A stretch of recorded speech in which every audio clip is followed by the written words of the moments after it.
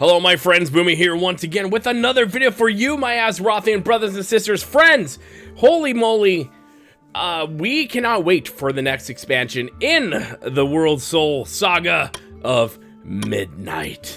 Yes, and the main reason outside of story to see what Xalatath is up to and all that jazz, and see just how Blizzard continues to weave the story till we get to the last Titan, and then after that and see what WoW 2.0 might look like.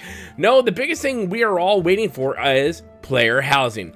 And I've done a video about player housing, but now just recently Blizzard came out onto the forums and Blue posted their heart's content out and told us, well, just how decorations are going to work, where we're going to get these decorations, and just how all that, especially for those of us veterans who've been playing for 20 or 15 years, will we get some fun as well, or will we have to go to the vendor? Well, guess what, friends? They're gonna love on us. So pretty much Blizzard just came out, and it's pretty straightforward how we're gonna get our decos. Yes, there's gonna be a vendor where we can get decorations at. We're gonna buy them as well.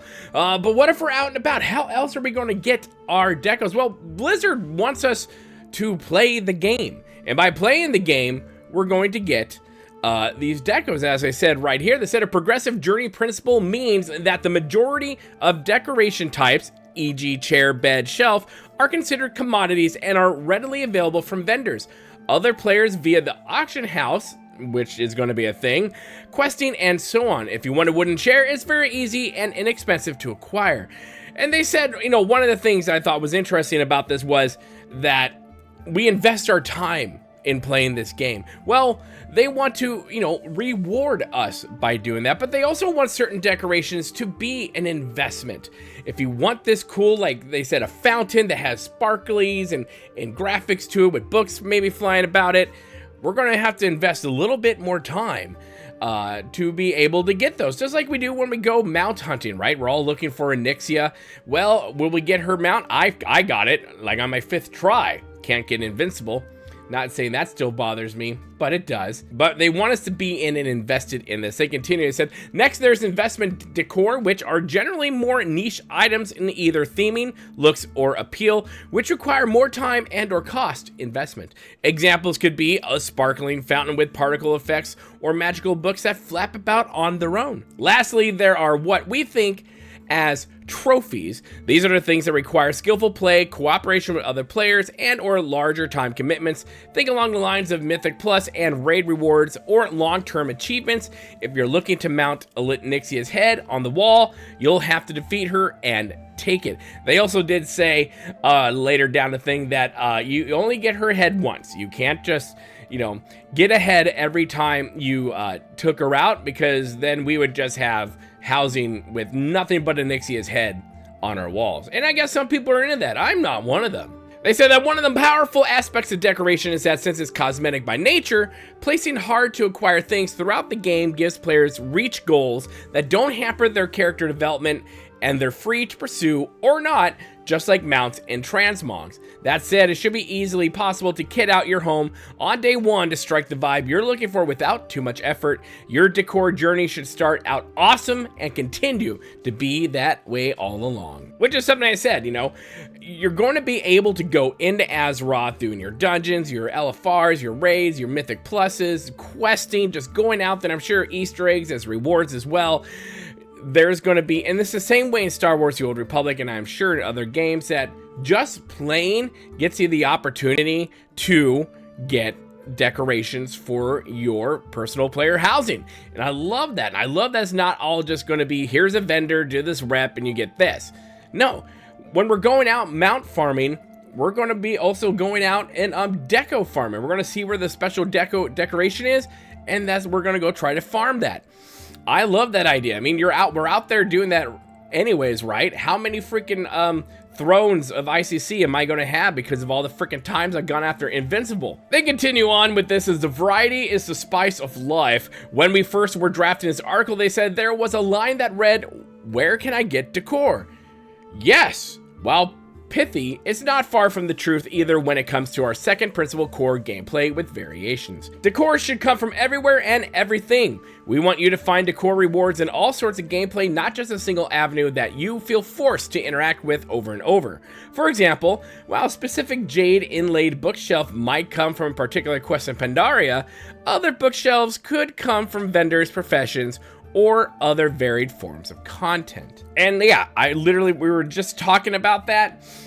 They are working their butts off, and you're going to start getting content or decorations from the different contents from the beginning to where we are now, and of course beyond, which this is going to be an evergreen feature to the game. So this isn't like this is part of the expansion, then Titans come, and then we're like, well, no more player housing. That's not how it's going to be. Player housing is here to stay. But what about those of us who've been playing this game for God too long? What about that? What about us and our past shelf? Well, they said here, finally, the principle of reverence for the past encapsulates a few things. They said all the time spent in Azeroth is worth something. We're leveraging legacy reputations, professions, and more. If you've achieved something in the past, we want to embrace that time spent. If you raise your reputation to exalted with someone, you'll be able to purchase their goods right away. If you completed an achievement 10 years ago that rewards a new piece of decor today, you'll be granted that piece of decor on login. So just imagine when this goes live and all these veterans log in, the screen's going to go crazy. That's how I'm thinking, right? Your mailbox is going to be full, announcements going to go everywhere, and we're like, oh my god, okay, everyone in line. Whew. I mean, I'm gonna have to purchase a lot of land for half the crap I've been doing in this game for 15 years. They continue, legacy decor should be well integrated into the appropriate existing content and not feel crowbarred in. For example, using the local systems and currencies of a piece of related content, such as Mechagon's junkyard tinkering, when it makes sense and it is available. And another bullet point, they said, we're not going to have the decor equivalent of transmog runs. We're still working through what this means in practice. Is it only available during time walking? Is there something more deterministic we can do? Etc. But the thought of someone farming a mount for years across multiple characters every week, finally earning it, and then being told, well, time to go back and grind for the couch, is rough. We'd like to avoid this. And I think a good way for them to avoiding this is making the drop chance for those decorations so much higher than it is for those mounts. I have no issue of there being exceedingly rare drops. I think that will do well for games. I think that's a good thing. Yes, have I been farming Invincible for God way too long? Yes. Yes, I have. Am I bothered by that? No, I love it because once you finally get, like with All Hallows End, I finally got the stupid Headless Horseman mount like 2 years ago, or last October actually. And you know what? I felt a sense of relief. I finally got it. It's done. It was amazing. I had my cheery moment, and now I'm like, okay, good. All that time well spent, and I'm sure that's how it's going to be here. But like they said, they don't want us to be chasing the couch for 15 years and us finally getting it, and then our pacemaker gives out. They continue, hearkening again back to the long-lasting journey pillar. We're going to continue fleshing out decor from past expansions in future patches, and they will be earnable via the appropriate content of their expansion. One thing we'd like to give you a heads up about here is that we intend to offer decor rewards for past expansions or meta achievements. A World Awoken, Back from the Beyond, and A Farewell to Arms are the 3 currently available. If you think you might be a decor completionist, it's worth starting these in your downtime. And I love that. That gives us more reasons to play. Not that we don't have any reasons to play. There's just so much going on in World of Warcraft right now. It's crazy. But can we craft these things? Why, yes, we can. If you have a profession, which most of us do, you'll be able to craft these things. You'll be able to craft it, and I'm sure sell it on GTN. So gold makers out there, get ready, get your notebooks handy, because you're going to be able to make a butt ton of gold doing this. I'm very sure of it. As I said here, we're not going to bury the lead here. Decor will be crafted by all existing non-gathering primary professions instead of creating a new profession solely dedicated to it. Oh man, we're not going to be able to be wood craftsmen. That sucks.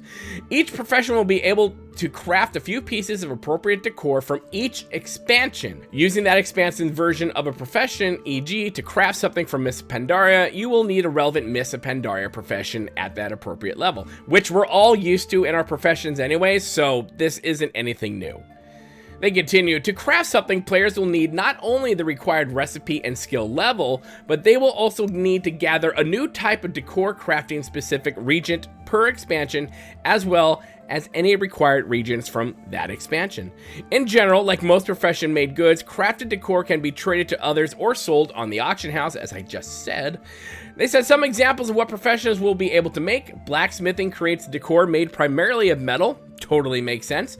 Enchanting creates magical decor like floating books or glowing orbs. Man, the enchanters out there, they're gonna be going crazy. Jewel crafting creates decor like gems and gem-studded objects, as well as being the designated stoneworking profession. They said the 2 of the points above should be underscored. Your professions and their levels from past expansions matter, so do some of the regions from those expansions. You know, just in case you were looking for something else to do between now and the launch of housing. So there you have it, my friends. I mean, this is great. This is awesome. I'm not too surprised by this. I mean, I've been playing Star Wars The Old Republic for a very long time, and they do exactly this. You can get decorations from vendors. You can do it by doing raids or dungeons or whatever, PvP and all that jazz. They're out there. They're available for you by questing and doing dailies. And so that's what's being implemented here in World of Warcraft. And I love that idea. So I think now is a good time. You know, we don't specifically know exactly what the region's going to be, right? But for the past expansions and for now, but now it does kind of seem like a good time to start, like, you know, thinking ahead, thinking forward to seeing if you want to be a decor creator, what do you need to do? Do you need to go level things up in past expansions? I mean, part of me is thinking like, maybe I need to do that on my warlock and just get my tunes ready and get them working hard in the mines. I don't know. Maybe I need to do that. It's something to think about. But again, I love this idea. I love that we will be able to do anything in the game, and we will get decorations for just simply playing the game that we love. Let me know your thoughts in the comment section below. How do you like all this? What do you think about the crafting part of it? How much do you think it's going to be big on the auction house? I think it is. Do you think it's going to be a big gold seller? I think definitely at first the prices are going to be insane. So get your wallets ready, friends. Well, yeah, put your comments in the comment section below. Let's keep the conversation going on down there. And make sure you hit that like button, the share button, and that bell notification button, my friends, for whenever videos and streams go out your way. And hey, do you want to get early access to videos? You want to get a monthly podcast, which I should be doing one soon? Why not become a member to the channel? It greatly helps me out quite a bit, and it literally keeps the lights on. And of course, make sure you hit that subscribe button, become part of the family here at Boomynation, the freak show YouTube, the black sheep of gaming. And as always, my friends, learn to be kind. It's about community, and don't forget to spay and neuter your decorations. We'll see you later, my friends. Good day. Simply the best. Epic tales on every shore. Hit that button, ask for more.